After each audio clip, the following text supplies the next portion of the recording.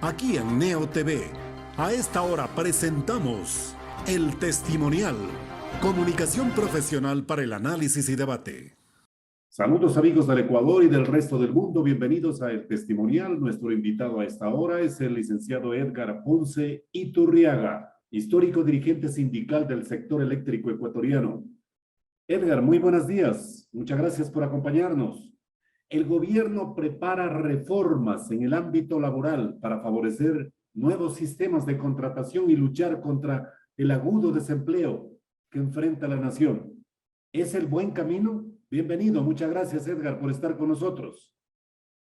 Bueno, esa ha sido una pretensión histórica del sector empresarial desde cuando el general Alberto Enríquez Gallo, como jefe supremo de la República en 1938, expidió el Código del Trabajo en el que se expresaban el contenido de las condiciones que debían tener y que imperaban en aquel momento. Se entiende de que si eso era en aquel entonces eran condiciones más difíciles, más complejas que las actuales. Entonces eso quiere decir de que cualquier tipo de reforma que se vaya a introducir, pues lo que pretende y lo que han querido es pues definitivamente modificar el Código del Trabajo que contenía, y es bueno que recordemos siempre, claro, de que había el principio en aquel entonces, el pro operario, es decir, que el código tenía que en esencia estar en favor de los trabajadores en la última circunstancia inclusive. Pero ahora es lo que se plantea es de que desaparezca cualquier principio de pro operario, sino que tenga que ser un principio de pro empresa, porque la empresa aduce el desarrollo y la empresa aduce de que va a dar más trabajo.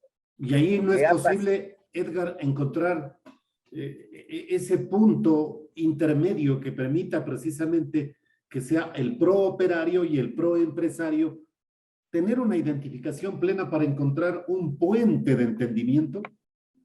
A ver, ¿qué es lo que contenía, qué es lo que contiene en esencia el Código del Trabajo? Salario mínimo, jornada máxima de 8 horas diarias y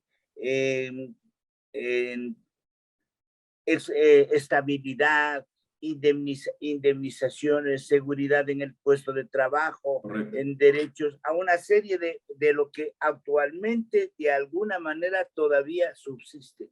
Pero el empresariado pues ha considerado de que este es el momento de reajustar todo aquello que le incomoda al sector empresarial, porque aduce inclusive de que hay condiciones en otros países más favorables que las que hay en el Ecuador para el sector empresarial y que por eso inclusive pues se van con sus empresas, ¿no? Por eso es que surgió en algún momento inclusive aquello de la maquila, que no es una forma de una explotación inmisericordia al esfuerzo y al trabajo diario de los obreros.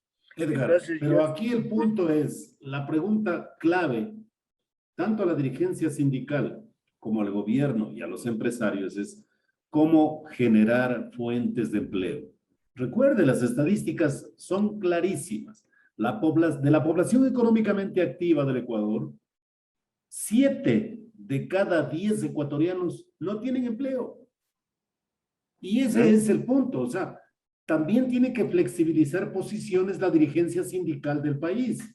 No puede a rajatabla defender el estatus legislativo en relación al Código de Trabajo y otra normativa e impedir la posibilidad de que el empresariado pueda abrir contrataciones parciales, por ejemplo. Edgar. La modernidad trae como consecuencia una mayor explotación. En el país hay una sobreexplotación, eso no se dice. Sin embargo, en un momento dado, en los medios de comunicación colectiva, que se difunde solo el pensamiento pro empresario, entonces cuando se difunde todo eso, obviamente se crea un ambiente en el que el trabajador no se ve sino abocado a ceder, a concesionar y decir, muy bien, contráteme como sea. Y esto lo que me parece es que estamos yendo en un proceso a nivel mundial de retrocesos a los derechos de los trabajadores.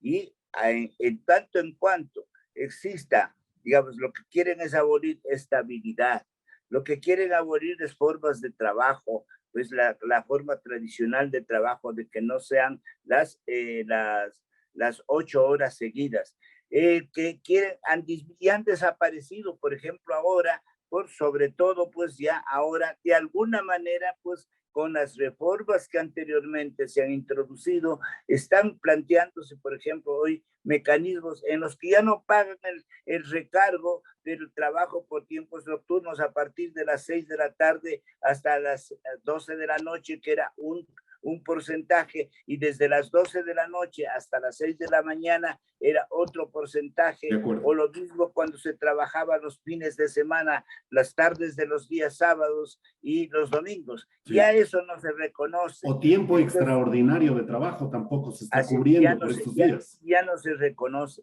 Pero entonces lo que se quiere es, aprovechando de las circunstancias que se vive, quiere pues desaparecerse los derechos absolutamente de los trabajadores. Es realmente, es esto lo que nos ha llevado a algunos a señalar de que lo que tenemos no son empresarios, sino empresarios, ¿no? Entonces, ¿en dónde pues estamos encontrando de que datos que no han podido ocultarlo? Dice, la banca ha ganado tantos millones de dólares, ¿no? Y se les filtra también las informaciones, dice, el Estado condonó, concesionó 4.500 millones que debía el sector empresarial al SRI y al IES, ¿no? Y le regalan los 4.500 millones de dólares. Entonces, y dice otra noticia, una noticia que aparece entre comillas interesante. Sube el diésel, sube la gasolina, y que han rebajado los precios de artículos de primera necesidad. Oiga, ¿en qué país estamos viviendo en donde se miente de esa manera pues, tan escandalosa? Salga a la calle y pregunte los precios y vaya a ver cuánto cuesta una libra de papas, una cebolla, y vea que realmente, digamos, se va deteriorando, los precios van disparados. Pero ¿qué es lo que se ha hecho? Se ha creado un ambiente, ¿no? Un ambiente de que este momento, si no se da paso, están los retrógrados de los dirigentes sindicales, están aquellos que se niegan en definitiva a ceder y a ceder y a ceder. Entonces, esta circunstancia es lo que sí tenemos que entender, de que ya hay condiciones en las que de por sí son extremadamente complejas y difíciles para los obreros. Claro que sí, claro que son complejas. Y en el ámbito económico productivo, esa complejidad se aumentó mucho más con el tema pandémico. Por eso, precisamente, se exhorta a los dirigentes sindicales del país, de las organizaciones de obreros, de trabajadores, para que precisamente identifiquen los espacios que correspondan para que puedan entenderse con el empresariado y haya esta contratación parcial de tiempo. Usted, en desacuerdo radical, Edgar, de que no debe abrirse una contratación en tiempo parcial. Esa es la alternativa que ofrece el empresariado para luchar contra el desempleo. Yo creo, ¿no?, de que aquí tenemos que acudir a los organismos de Naciones Unidas, como la OIT. Entonces, ¿para qué, en definitiva, ellos, ¿no? Entonces, pero analizando exhaustivamente la situación del país, ¿no?, se puedan establecer condiciones mínimas y condiciones máximas. En esa búsqueda de condiciones mínimas y máximas puede establecerse de que, por ejemplo, en las condiciones mínimas, pues realmente se garantice lo fundamental. No se olvide que es la flexibilidad laboral que tanto está en plena vigencia. Y si no está en plena vigencia, lo ejerce el patrono. Entonces vaya y consultemos, por ejemplo, en qué condiciones viven pues los trabajadores de los restaurantes, ¿no? Dice, mira, ¿no? Mira, en este momento, tú sabes, no hay clientes, no podemos mantenerte. Si quieres, ven a trabajar gratuitamente, ¿no? Entonces, inclusive ahora, pues, curiosamente, hasta los instrumentos de trabajo tienen que llevar el propio obrero. O si es albañil, tiene que llevar las herramientas para hacer el trabajo. Entonces, ¿qué es lo que se ha pasado? Existe una degradación de las condiciones de trabajo. Entonces, y lo que ocurre es que los que están sufriendo esas condiciones son los obreros. Entonces, no es el empresario, porque el empresario lo tiene su dinero, sus ganancias guardadito en el banco, y si se ocurre alguna movida, alguna situación en la cuestión financiera del país, inmediatamente los traslada a los paraísos fiscales, y ahí pues se acabó el cuento. Y acá sigue viviéndose en las urbanizaciones, pues en donde pues dan demostración de vivir como reyes, como faquires, ¿no? Entonces, en condiciones realmente extremadamente diferentes con las que viven sus propios obreros. Entonces, yo creo que este estado de injusticia al que están conduciendo debe parar. No puede seguirse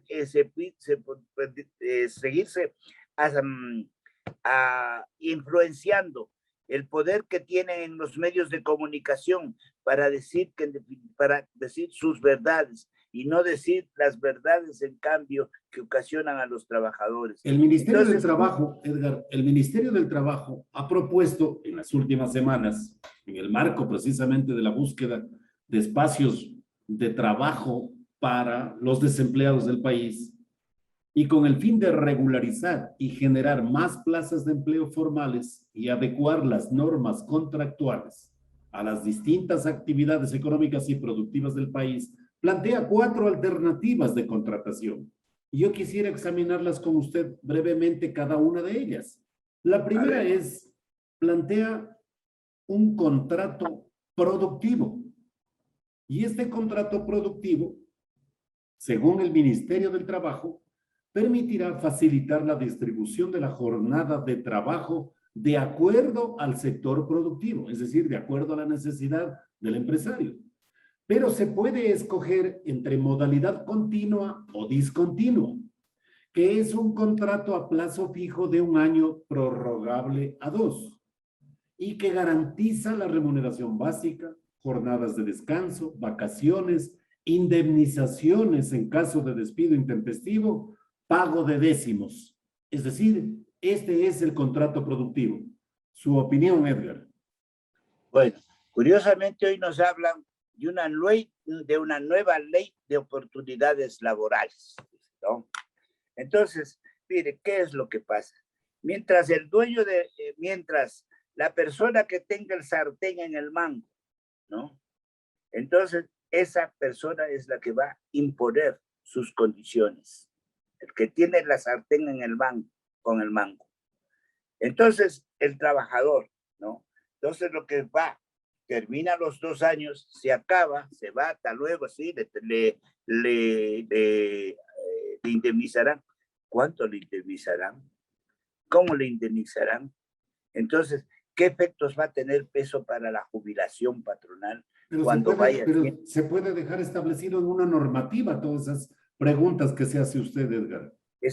Frente a eso, por ejemplo, y le diría, con eso se quiere vulnerar la estabilidad de los trabajadores.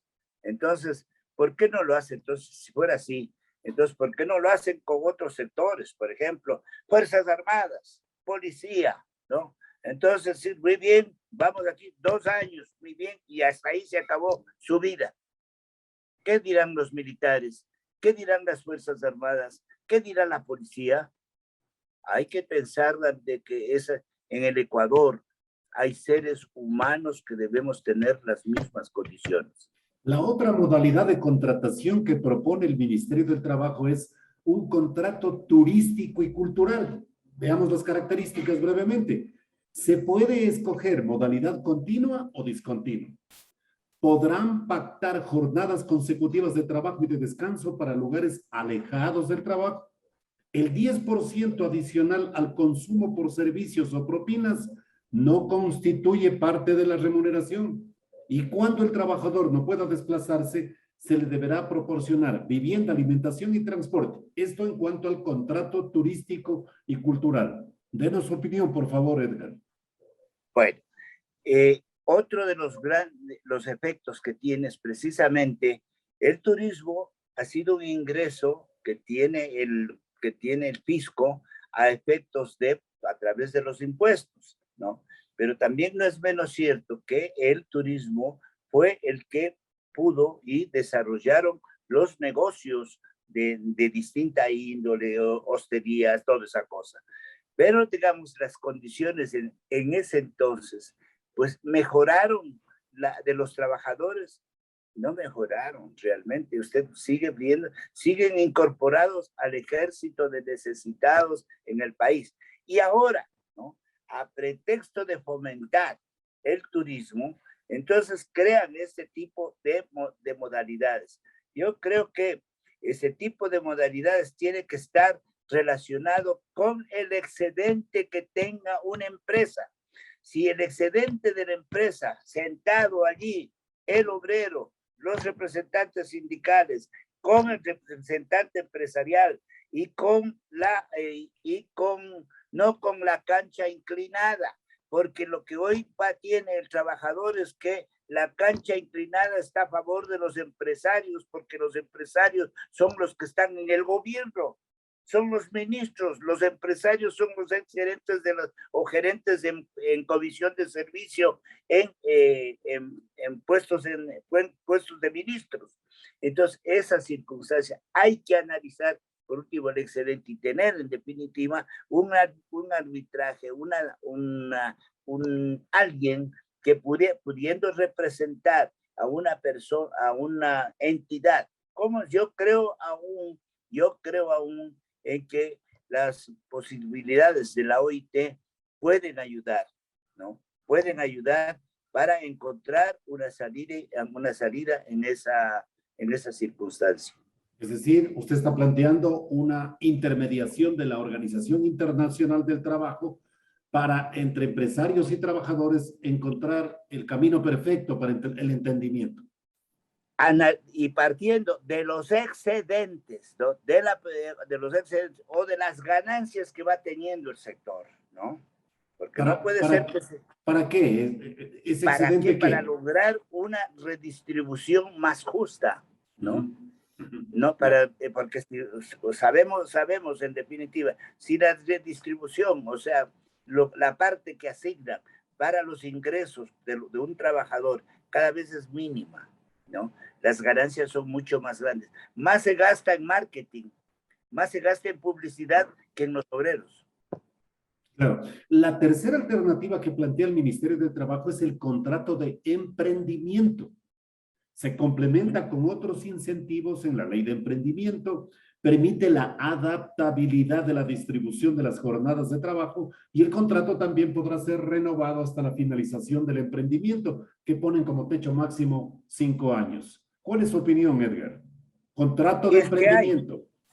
Que tenga que estar relacionado con, aunque no sea la solución la más adecuada, pero que sea direccionado con aquel alto porcentaje que está en la desocupación o subocupación. Y que esos sectores se conviertan en parte activa de esta alternativa. Entonces, para emprender. Entonces, y que se le den los créditos necesarios también para que pueda desarrollar ese emprendimiento. Pero no como, en definitiva, lo que ha estado siempre es quién va a gozar el emprendimiento, quién va a utilizar.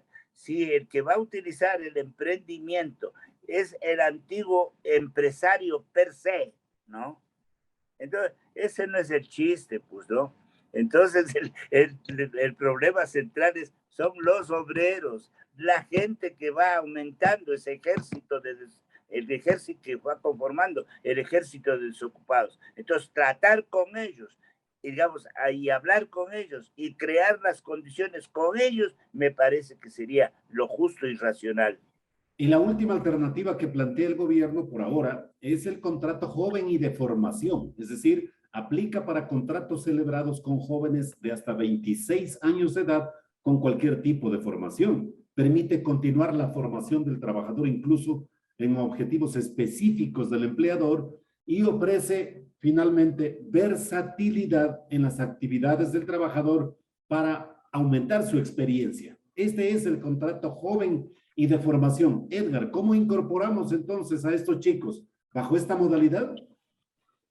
Verá, yo creo que tenemos que reflexionar en lo que nos han venido insistentemente manifestando.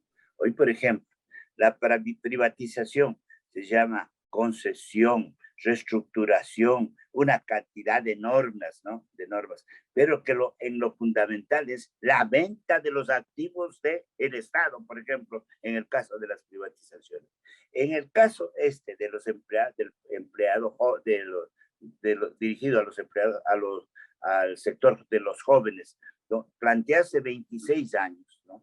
Entonces, normalmente, un joven sale, digamos, profesionalmente, sale, digamos, a esa edad, digamos, a enfrentar. Pero lo que ocurre es que normalmente sí ha habido esa posibilidad.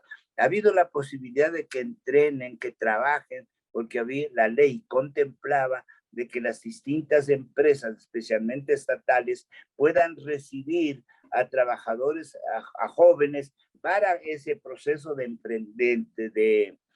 entrenamiento y conocimiento.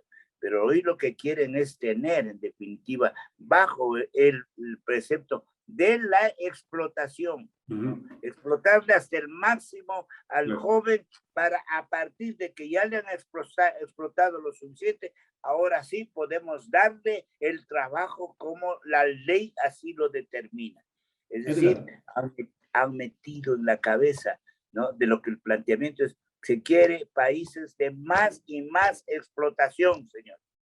Edgar, hay un punto en el que no observo ni a la dirigencia sindical ni al gobierno nacional, mucho menos al empresariado, hablar de la posibilidad de fuentes de empleo de aquellos ecuatorianos y ecuatorianas que superan los 40 años de edad y que llegan hasta los 60, 65 y que todavía tienen una capacidad de aportación grande para el país y que están en la desocupación y que perdieron sus empleos anteriores por distintas circunstancias, inclusive aquellos que se han jubilado.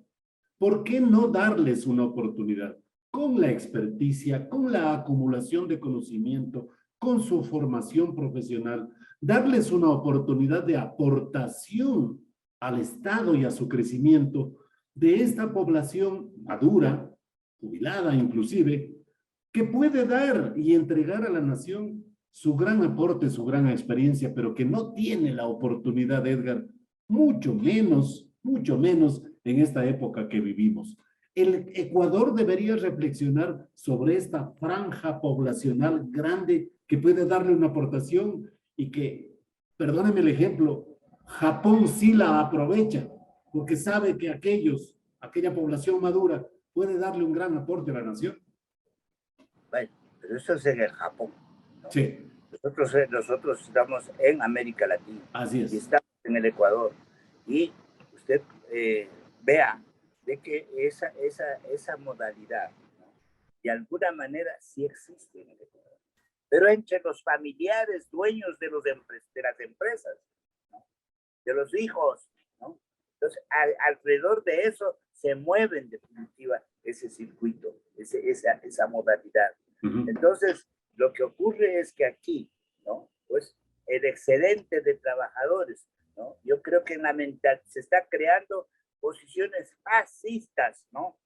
Fascistas, que me parece a veces que estoy viendo a aquellos que crearon de alguna manera los hornos crematorios, ¿no?, de que pasada ya una edad, un viejito querría meterle ya desaparecerle.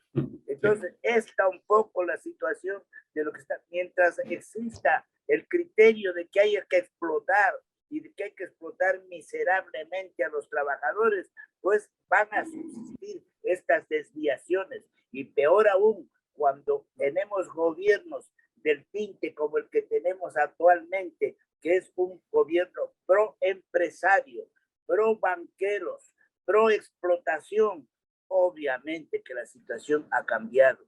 ¿Qué queda? ¿Qué camino queda? Yo he repetido en algunas circunstancias, no prendan fuego, ¿no? En la llanura se puede incendiar. Es el problema de que si un momento dado la chispa entró a la llanura, pues esto se produce un incendio.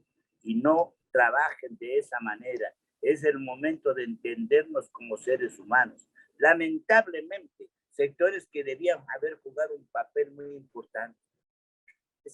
Ya no tenemos un Monseñor Luna, por ejemplo, ¿no? Un Monseñor Proaño. No, tenemos por ahí otros que estuvieron de España y que tienen las posiciones más falangistas y radicales.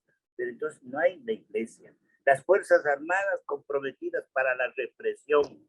Entonces, los medios, los empresarios con todos los medios de comunicación a su favor. Entonces, ¿qué le han ido poniendo al trabajador, a los obreros, a la clase que necesita subsistir en condiciones más difíciles y complejas? Edgar, finalmente, quisiera preguntarle a usted, ¿cómo encuentra la dirigencia sindical? ¿La encuentra unida? ¿La encuentra en sintonía plena? ¿O está fraccionada y no puede hacer llegar un solo discurso reivindicatorio en relación a las reclamaciones salariales y a la búsqueda de empleo del tema que hemos hablado hoy en esta grata entrevista, Edgar? Bueno, yo podría contestarle esa pregunta. Es un tema que solo ese tema me sería, digamos, una gran conversación. Sí, señor. Pero ha habido toda una campaña de desacreditar al dirigente sindical. El dirigente sindical está totalmente desacreditado. Su palabra, pues, le han quitado valor. Entonces, y lo han hecho ver como uno de los enemigos del trabajo, de la estabilidad, inclusive de la estabilidad, que son los causantes para desestabilizar las empresas. Entonces, cuando le ponen en una posición así al dirigente sindical, veo de que no tiene en definitiva espacios, ¿no? No es, van a determinados instancias de poder comunicar, dar sus puntos de vista, pero lamentablemente son muy, muy, muy cercados. Yo creo que no hay esa posibilidad. Y también creo que, digamos, están infundiendo miedo. Miedo. Entonces, esto es grave. Cuando el miedo va, en definitiva, atravesando el espíritu combativo de la gente, el espíritu de lucha de la gente, innato de la lucha. Entonces, yo he estado en estas últimas temporadas un poco revisando, leyendo, ¿no? Leyendo de cómo en definitiva se forjaron, por qué razón fue la causa del 15 de noviembre de 1922, por qué razón fue lo que se produjo en Astra, de por qué fueron las razones de las huelgas nacionales que pusieron a un lado a los gobiernos de Bucarán, Mahuad y Gutiérrez. Cuando pienso todo en eso, ¿qué es lo que ocurría? ¿Es que había otro tipo de dirigentes sindicales? No, en aquel entonces lo que se pudo se pudo profundizar, consolidar la unidad entre todos, obreros, indígenas, campesinos, profesionales, ¿no? Entonces, en donde pues se pudo vertebrar adecuadamente eso. Entonces, ahora no lo tenemos eso. Y si es que no despertamos y si no hacemos eso inmediatamente, pues será muy penoso el futuro para el joven ecuatoriano y también para nuestro país. Edgar, muchas gracias, su gentileza. A usted, licenciado. Muchas gracias a Edgar Ponce, su participación aquí en nuestro programa El Testimonial. Hasta pronto. Hasta pronto. Hemos presentado El Testimonial, Transparencia de la Verdad. De lunes a viernes desde las 18:30.